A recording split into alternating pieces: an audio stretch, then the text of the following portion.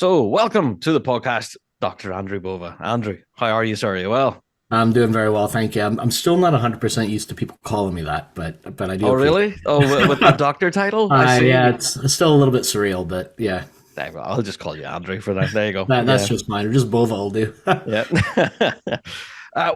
We have you on the show because we're going to be talking about something really quite interesting at this point in the season. I guess everyone's unveiling their new stuff and that, but I do want to delve into all of that because that's how you gained the doctor part, isn't it? That was all part of your dissertation, wasn't it?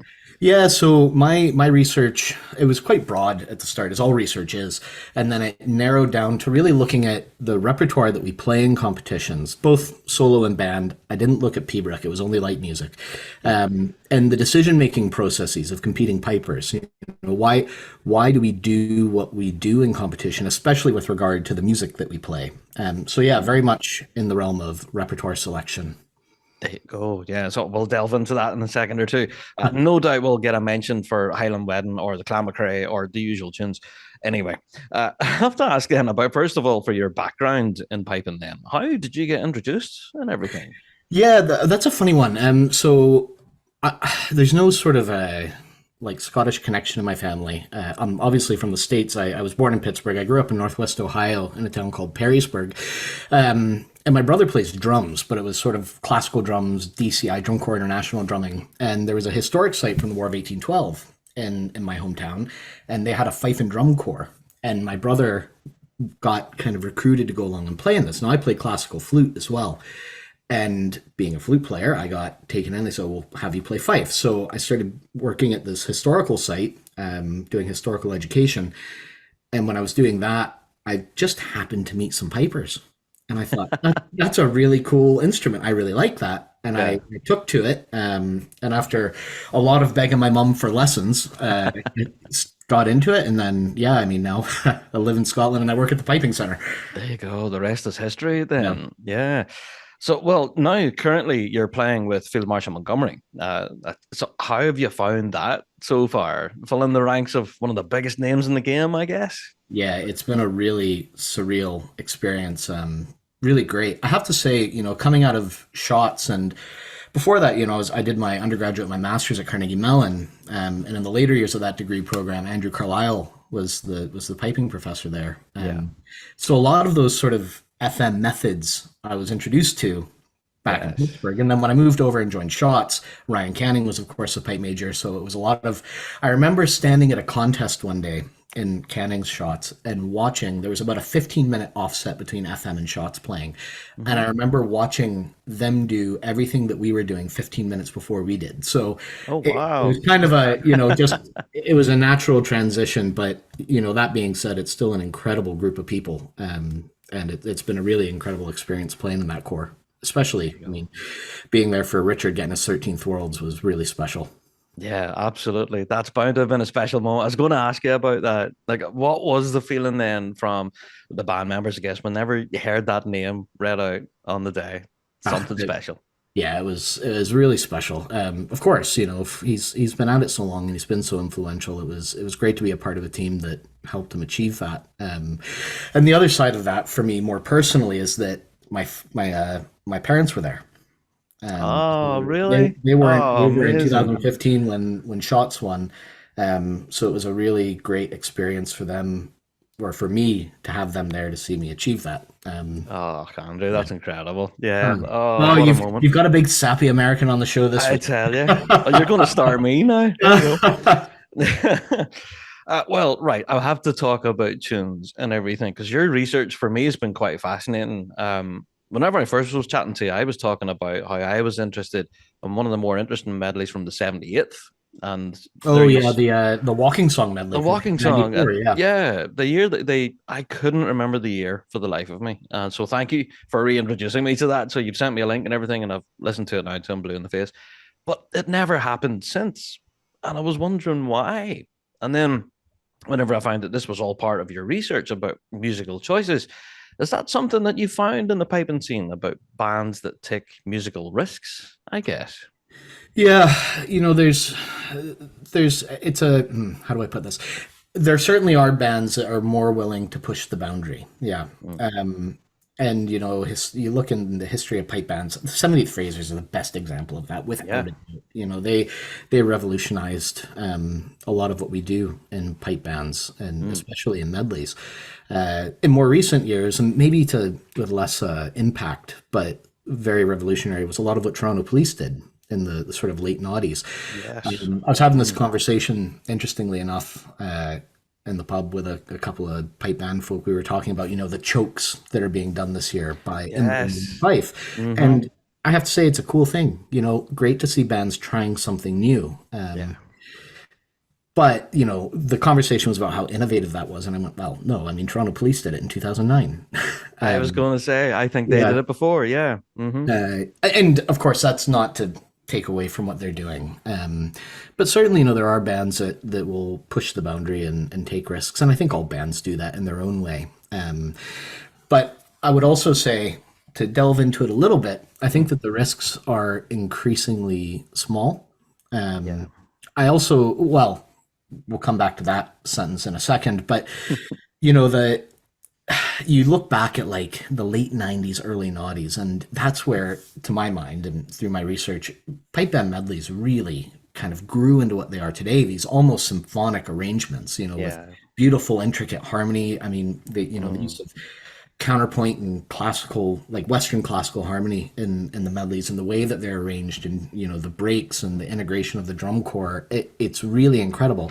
And I have to say that I think there's been some stagnation there. I think that you go in and you listen to a medley and you're like, okay, well, it's going to be a march, a stress by a reel, a slow air, a jig, or it's Slow going to be a jig. march, a jig, a There you slow air, go. stress by a reel.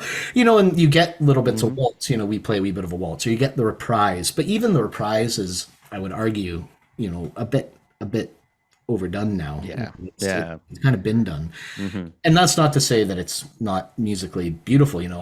I'm saying that we do a reprise in one of our medleys, and I love it. I really think that's a great musical effect. But to go back to what I was saying about the idea of risk, Mm. I think it's interesting that we talk about it in that, using that word risk. I mean, it is Yeah. music, isn't it? So shouldn't we want to experiment and try new things? And that's, you start to get into the idea of how do music and competition coexist. It's an interesting question. Yeah, competitive art. Like we've talked about this before in the show, where you wouldn't get an artist with an easel standing next to someone else with an artist and an easel, and then okay, go, and then compare the two. It's very similar like that. Competitive art, and one man's art's another man's trash, I guess. And like you say, again, making that reference to artists, we are playing medleys by numbers now. As you say, march to spay, real slow air into your jig. Then that's it, finish.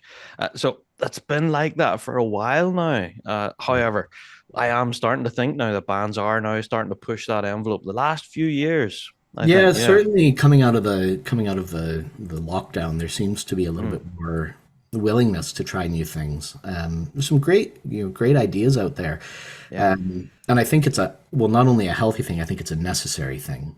yeah. That's Right? it. To try and push the art form forward. Yeah. And yeah, that's it. So, how much does drumming come into it? I know whenever we're talking about pipers, it's all about tune selection and everything, and all the countless tune collections we have, and we can delve through them for hours. But how much does drumming be a factor in that? Has it changed much over the years? It's hard to say. I didn't delve too far into the drumming side of things in my research. It was a little bit out of the scope of what I was doing. But the where drumming really came up heavily in my interviews was in MSR selection. Right. That quite a few pipe majors I spoke to were indicating that it was the drum corps that were pushing for those 6 and 8 parted MSRs Yes. as an opportunity to give that little bit of extra time to be virtuosic, to show Mhm. the talent of the drum corps. So certainly, I get the impression that there's definitely more of an influence there. But Mm. any pipe band there's going to be, well, good pipe band. There's going to be interaction between the leading drummer and the pipe major in terms of tune selection to make sure that everything fits together. Yeah. Oh, absolutely. Yeah. Something that we've been debating here on the show this last while is tenor chords and bass sections in general. Over this last, I don't know, 5, 6 years, they've really come into their own. Where before, like whenever the 78th won the Worlds in '87, I don't think there was a tenor drummer there. I think there might have been. There was a tenor drummer, but it Was it? certainly, it Yeah. wasn't the way that we think of tenors now with, No, not five now. to seven tenors all pitched differently and Yeah, yeah. creating intricate, well, literally a midsection, a midline. Yeah, yeah. That's it. So now they're playing patterns. They're even playing tunes themselves. Like if you listen to a drum corps practicing on their own, you can pick out the tune because the tenors are playing Yeah, yeah. it. Well, I think that we were talking, or I was mentioning earlier that idea of counterpoint, and a great tenor score can add so much to Yeah. what you hear, and in quite a few bands I've been at practices where the tenor core is not there, or they're away doing something else, and you're playing Mhm. along and you go, actually, there's something missing there. Yeah, you do hear it. Yeah, for sure. Like sometimes that they're hitting major keys and then minor keys and stuff. It's very interesting. It's like someone's playing along with a keyboard or something and hitting the Yeah. right keys at the right moment, you know? I don't know. And I'd also say one thing that people maybe don't think about with good tenor chords and good tenor drumming, it's very difficult to get that timing right. When you're Yeah. playing a Mm. pipe, or you're playing a snare drum or a bass drum, you're you're playing the preceding and following note to what you're doing. When you're playing in a tenor chord, the person to your right might play the note preceding yours, and then you have to catch that beat. That's actually very, very difficult to do, and something that Yeah. a lot of pipers and side drummers don't always think about. No, that's Certainly it. You're hard to. part of a chain. And if you Yeah. miss your link, that's it. The whole chain's gone. Yeah. It's a very difficult skill to have for sure. And even as much as we're talking about tenors here, I have to stress that if your bass drummer is no good, then you don't have a heartbeat in your band. I think a bass drummer is a vital part to play. Would I be right in saying that, Andrew? Oh God, yeah. I mean, definitely. I don't Yeah. think anybody would disagree with that. That's it. I know. And I think throughout the decades, the bass man was always seen as kind of like the metronome, but not anymore. I think that's really transformed now over this last few years. And again, that kind of feeds into what pipe majors and lead tippers are doing. And the bass drummer's kind of left on his own. Yeah. Oh, you're absolutely right. So I still live with the bass drummer from Shotz, Jamie Matheson. Oh, yeah. Um, Aye. as a matter of fact, I can hear him in the kitchen doing dishes right now. God bless him. Good man. But yep, I talked to him a lot about what he's doing with the Shots band, and he talks about the creative process, and I Mm, think that's such a great thing that well, all bass drummers can have that musical input and have that little bit of virtuosic integrity within the band. absolutely. And every bass drummer has their own voice. And that's what makes this so interesting, I Yeah. guess. Yeah. So I have to ask you then, as much as we're talking about we're pushing envelopes and everything with chokes and all these new tricks, there's something that's been creeping in. Now I know Dan Nevins is probably listening right now, but I've been talking about the introduction of Hebrew this last while to competitive piping and drumming in the band scene. It's been happening more often now, Andrew. What's your thoughts on that? Why not? If you can, Perfect. yeah, if you can execute it musically, and of course, if you're taking that idiom of music and putting it into a different idiom of music, you're going to have a little bit of give and take, right? Yeah. Yeah. Um, but if you can execute it musically and do it well, and in my opinion, there are plenty of bands who have, Mm. then why not draw from that tradition? That's it. That's a perfect answer. And that's how, yeah, that's my opinion on it too. Why not? Exactly. I know there are some people who are kind of, oh no, that's not suited for bands and stuff. But I think that's nonsense, honestly. Well, I mentioned earlier that I very specifically didn't look at Pibroch in my Yeah, yeah. PhD research. Part of that was because people are so protective of that musical tradition, Yes. and people can be quite opinionated about it, and rightly so. Yeah. But I, music is music, isn't it? That's it. Yeah. So I know people can get incredibly upset. I've played the Flames of Wrath medley a Hmm. few times on views on the radio and stuff, and people get upset when I do that.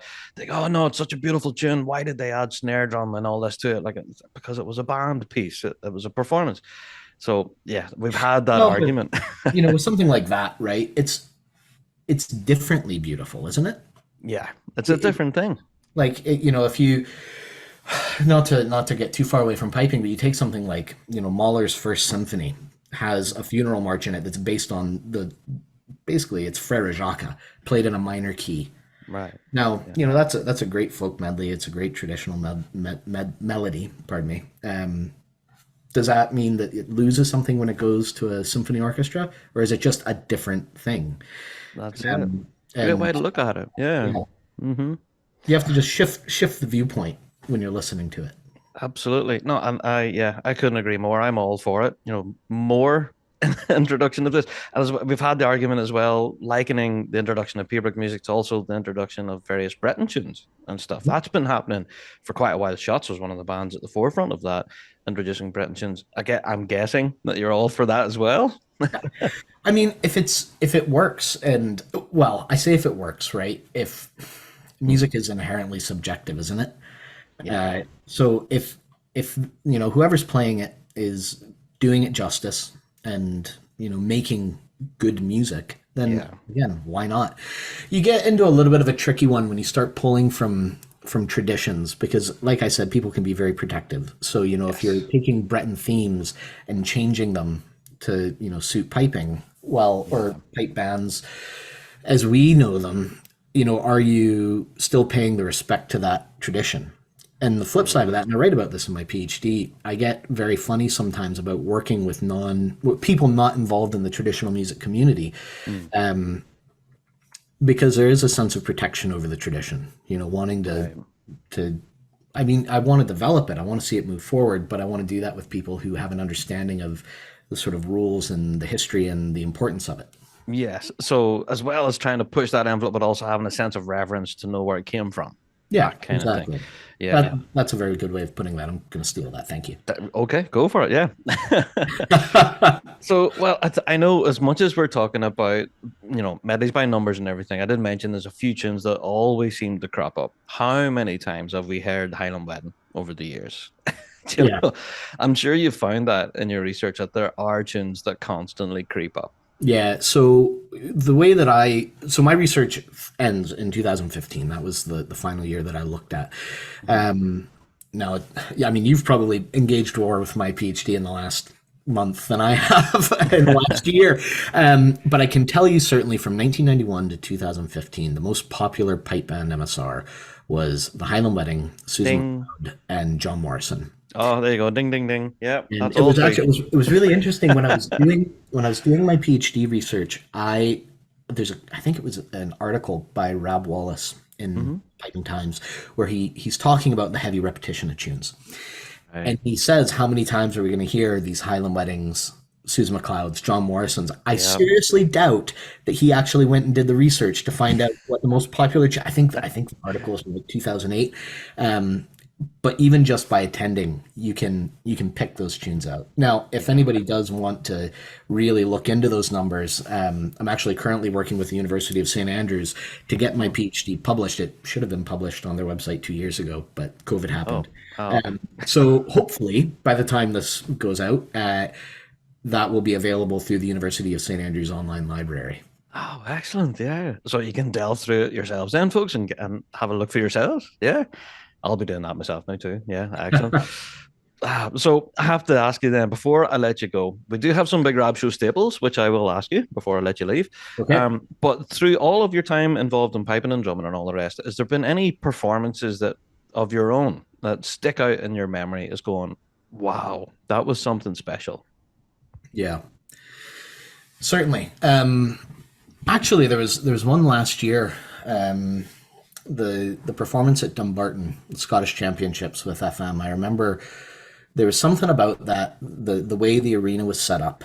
The audience was kind of on top of you, and It's it very was quite, close. but Yeah. also intense. And I Mhm. just remember going in, and I thought we really nailed the introduction, and I thought, wow, that was really. So I Yeah. almost wanted to start playing the tune. But yeah, that I remember that being quite a memorable performance for me.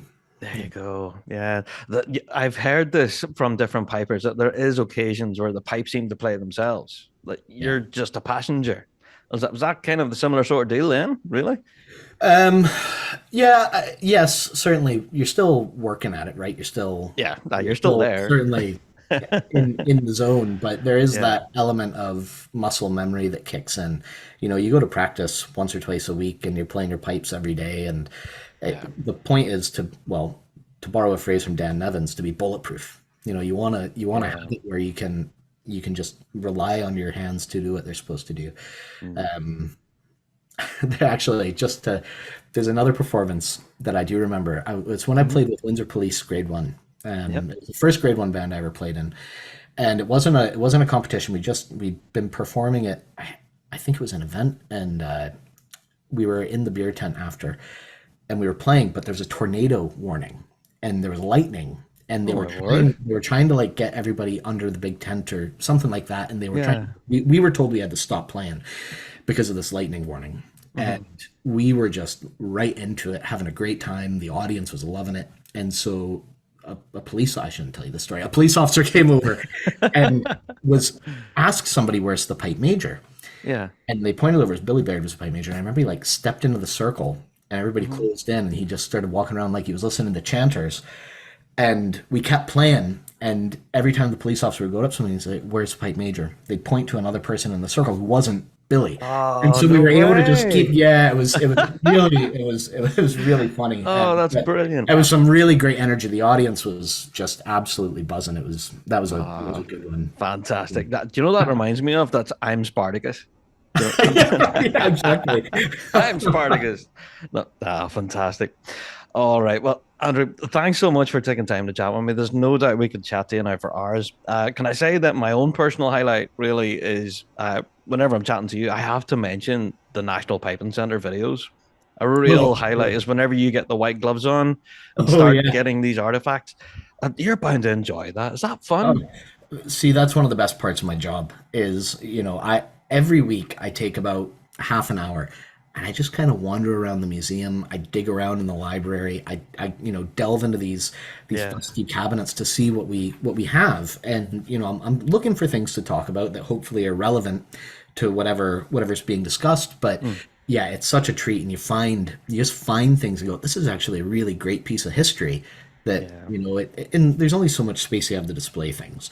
So it's That's great to it. get those items, do a little bit of research on them, do a little bit of education with them. Hopefully people find it entertaining and enjoyable and learn something from it and Absolutely. get those items out into the public view.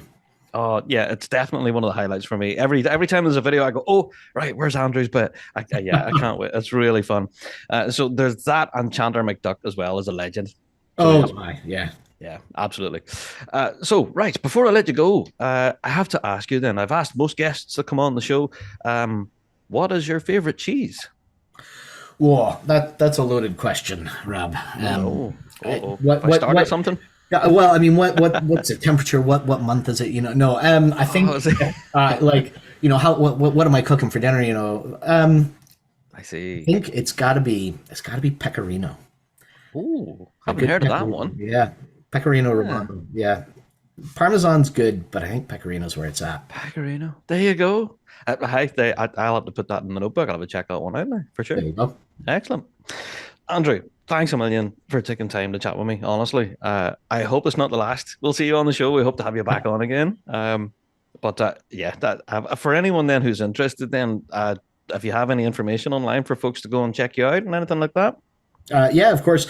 Like I said, my dissertation should hopefully be available through the University of St Andrews Library soon. Yes. But if anybody has any questions about history or things at the Piping Center, or if you have something that you'd like me to talk about on the history show, you can go ahead and email me. My work email is abova@thepipingcenter.co.uk. I'd love to hear from you. There you are. Perfect. Andrew, thank you so much. And the best of luck for the rest of this season, man. I'm looking forward to seeing you on the grass now for sure. Yeah. All right, thank you very much. Yeah, I'm very much looking forward to it. Thanks for having me. Thanks very much. Take care.